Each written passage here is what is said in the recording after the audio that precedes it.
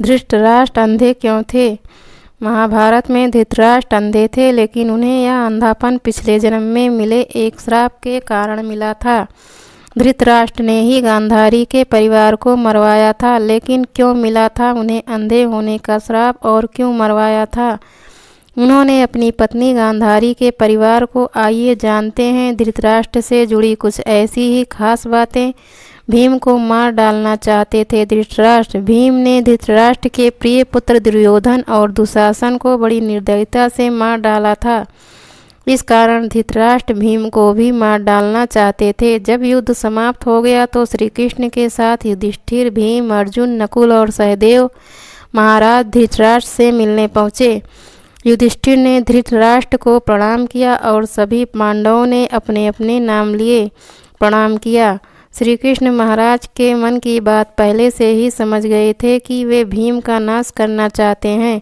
धृतराष्ट्र ने भीम को गले लगाने की इच्छा जताई तो श्री कृष्ण ने तुरंत ही भीम के स्थान पर भीम की लोहे का मूर्ति आगे बढ़ा दी। धृतराष्ट्र बहुत शक्तिशाली थे। उन्होंने क्रोध में आकर लोहे से बनी भीम की मूर्ति को दोनों हाथों से दबोच लिया और मूर्ति को तोड़ डाला। मूर्ति तोड़ने के वजह से उनके मुंह से भी खून निकलने लगा और वे जमीन पर गिर गए। कुछ ही देर में उनका क्रोध शांत हुआ तो उन्हें लगा कि भीम मर गया है, तो वे रोने लगे। तब श्री कृष्ण ने महाराज से कहा कि भीम जीवित है। आपने जिसे तोड़ा है वह तो भीम के आकार की मूर्ति थी। इस प्रकार श्री कृष्ण ने भीम के प्राण बचा लिए। धृतराष्ट्र थे जन्म से अंधे। महाराज शांतानु और सत्यवती के दो पुत्र हुए, विचित्रवीर और चित्रांगद कमाई में ही युद्ध में मारे गए। इसके बाद भीष्म ने विचित्रवीर का विवाह काशी के राजकुमारी अंबिका और अम्बालिका से करवाया। विवाह के कुछ समय बाद ही विचित्रवीर की भी बीमारी के कारण मृत्यु हो गई। अंबिका और अम्बालिका संतानहीन ही थी तो सत्यवती के सामने यह संकट उत्पन्न हो गया कि कौरव वंश आगे कैसे बढ़ेगा। वंश को आगे बढ़ाने के लिए सत्यवती ने महर्षि वेदव्यास से उपाय पूछा। तब वेदव्यास ने अपनी दिव्य शक्तियों से अंबिका और अम्बालिका से संतानें उत्पन्न की थी। अंबिका ने महर्षि के भय के कारण आंखें बंद कर ली थी तो इनकी अंधी संतान के रूप में धृतराष्ट्र हुए। दूसरी राजकुमारी अम्बालिका भी महर्षि से डर गई थी और उसका शरीर पीला पड़ गया था तो इसकी संतान पांडु हुई। पांडु जन्म से ही कमजोर थे।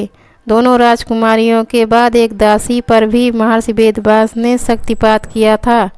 उस दासी से संतान के रूप में महात्मा विदुर उत्पन्न हुए। एक श्राप के कारण धृतराष्ट्र जन्मे थे अंधे।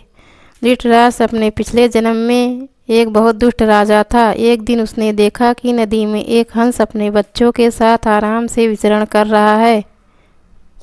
उसने आदेश दिया कि उस हंस की आंख फोड़ दी जाए और उसके बच्चों को मार दिया जाए। इसी वजह से अगले जन्म में वह अंधा पैदा हुआ और उसके पुत्र भी उसी तरह मृत्यु को प्राप्त हुए जैसे उस हंस के अंधे होने के कारण धृतराष्ट्र से पहले पांडु बने थे राजा। धृतराष्ट्र, पांडु और विदुर के पालन पोषण का भार भीष्म के ऊपर था। तीनों पुत्र बड़े हुए तो उन्हें विद्या अर्जित करने भेजा गया। धृतराष्ट्र बल विद्या में श्रेष्ठ हुए, पांडु धन विद्या में और विदुर धर्म और नीति में पारंगत हो गए। तीनों पुत्र युवा हुए तो बड़े पुत्र धृतराष्ट्र को नहीं बल्कि पांडु को राजा बनाया गया, क्योंकि धृतराष्ट्र अंधे थे और विदुर दासी पुत्र थे। पांडु की मृत्यु के बाद धृतराष्ट्र को राजा बनाया गया। धृतराष्ट्र नहीं चाहते थे कि उनके बाद युधिष्ठिर राजा बने, बल्कि वे चाहते थे कि उनका पुत्र दुर्योधन राजा बने। इसी कारण वे लगातार पांडव पुत्रों की उपेक्षा करते रहे। गांधार की राजकुमारी से विवाह भीष्म ने धृतराष्ट्र का विवाह गांधार की राजकुमारी गांधारी से करवाया था। विवाह से पूर्व गांधारी को ये बात मालूम नहीं थी कि धृतराष्ट्र अंधे हैं। जब गांधारी को ये बात मालूम हुई तो उसने भी अपनी आंखों पर पट्टी बांध ली। अब पति और पत्नी दोनों अंधे के समान हो गए थे। धृतराष्ट्र और गांधारी के 100 पुत्र और एक पुत्री थी। दुर्योधन सबसे बड़ा और सबसे प्रिय पुत्र था। दुर्योधन के प्रति धृतराष्ट्र को अत्यधिक मोह था। इसी मोह के कारण दुर्योधन के गलत कार्यों पर भी वे मौन रहे।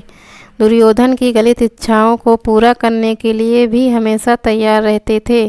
यही मोह पूरे वंश के नाश का कारण बना। धृतराष्ट्र ने मरवाया था गांधारी के परिवार को।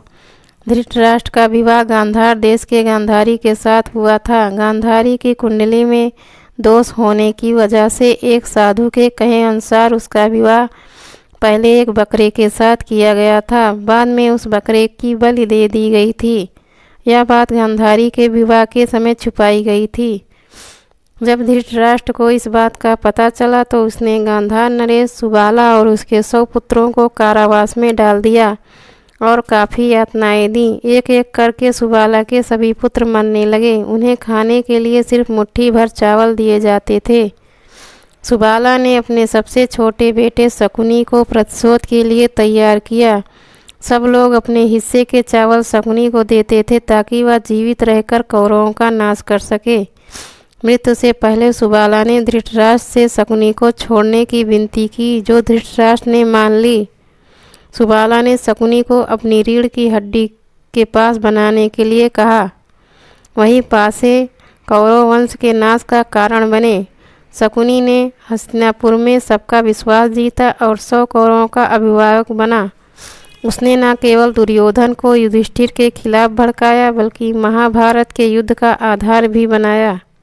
और धृतराष्ट्र चले गए।